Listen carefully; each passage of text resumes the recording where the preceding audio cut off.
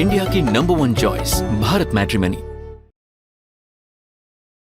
अमेरिकी सेना के सबसे बड़े अधिकारी डैन केन वो यही बता रहे हैं ट्रंप को कि युद्ध को शुरू करना हो सकता है आपके हाथ में हो सकता है आप ये सोचकर शुरू करें कि इसको लिमिटेड रखेंगे, बस कुछ एक टारगेट्स हैं जिनको अचीव करेंगे और इसको बंद कर देंगे, लेकिन युद्ध को रोकना असल में आपके हाथ में नहीं होता। और यही बात आज की तारीख ने आज से 4 साल पहले शुरू हुए रशिया यूक्रेन युद्ध के दौरान भी दुनिया को बताई। शुरू इसी नाम से किया गया था, यही सोचकर किया गया था, स्पेशल मिलिट्री ऑपरेशन, कि इससे कुछ एक टारगेट्स हैं जो अचीव किए जाएंगे और उसके बाद इस युद्ध को बंद कर दिया जाएगा। 4 साल हो गए, युद्ध जारी है।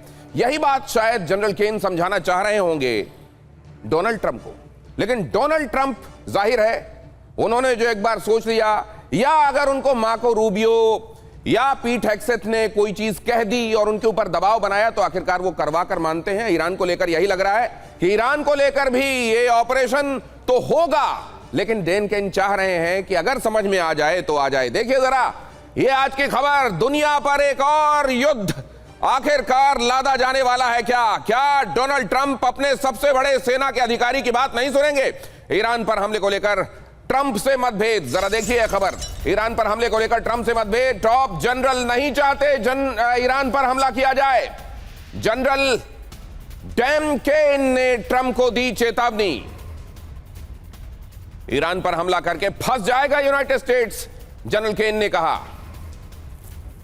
डैन केन ये बात समझा रहे हैं कि मत लड़िए ये लड़ाई, हम तो वैसे तैयार हैं, लेकिन कूटनीतिक तरीके या जो दूसरे तरीके हैं युद्ध के अलावा उनको आप एक्सप्लोर कीजिए। असल में डैन केन की चिंता वही है जो बाकी दूसरे एक्सपर्ट्स की चिंता है, जो ये कह रहे हैं कि एक बार आपने ये युद्ध ईरान के खिलाफ शुरू किया तो आपको ये तय करके चलना पड़ेगा कि आपका लक्ष्य क्या है। क्या आप यहां चाह रहे हैं कि वहां सत्ता परिवर्तन हो, या आप चाह रहे हैं कंप्लीट सरेंडर हो? लेकिन अगर आप ये चाह रहे हैं तो आप ये समझ लीजिए कि टारगेट जब आप अचीव करेंगे तो हो सकता है ये पूरा मामला क्षेत्रीय अस्थिरता से जुड़ जाए, रीजनल डिस्टेबिलिटी, और फिर उसको संभालने में आपको कहीं ऐसा ना हो कि आपके घोड़े खुल जाएं। यही बात डैन केन समझाने की कोशिश कर रहे हैं, लेकिन ट्रंप अभी तक ये कह रहे हैं ना ना ना ना, डैन केन से हमारा कोई मतभेद ही नहीं है। उन्होंने इस रिपोर्ट को ही खारिज कर दिया, आगे आपको बताऊंगा। जरा देखिए अगली खबर, जनरल केन के दावों से बड़ा खुलासा है, अमेरिकी हथियार भंडार में कमी है। डैन केन ने इस बात का खुलासा भी किया है कि आपका जो आयुध आगार है उसमें जितना तोप गोला बारूद आप सोचकर चल रहे हैं, खासतौर से गोला बारूद जैसी जो चीजें हैं, उनको अभी रिप्लेनिश करने में वक्त लगेगा, क्योंकि रशिया यूक्रेन युद्ध के दौरान हमने बहुत सारी खेप वहां भेज दी है।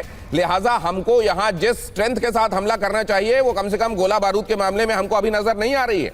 हथियार भंडार में कमी को उन्होंने उल्लेखित किया है। यूक्रेन को मदद के चलते वेपन्स की कमी है, इजरायली सुरक्षा में लगे ज्यादातर वेपन्स, उन्होंने कहा एक तो यूक्रेन की मदद की है, दूसरा हम इजराइल को भी सुरक्षा देना चाहते हैं तो उनको भी हमने बहुत सारा हथियार भेजा हुआ है, और ऐसे में हमारी जितनी ऑप्टिमम स्ट्रेंथ होनी चाहिए गोला बारूद के हिसाब से, हथियारों के हिसाब से, वो अभी इस वक्त हमारी है नहीं। मतलब एक तो उन्होंने अपनी चिंता जाहिर की है कि आप दूसरे तरीके एक्सप्लोर कीजिए, वॉर को लास्ट ऑप्शन रखिए।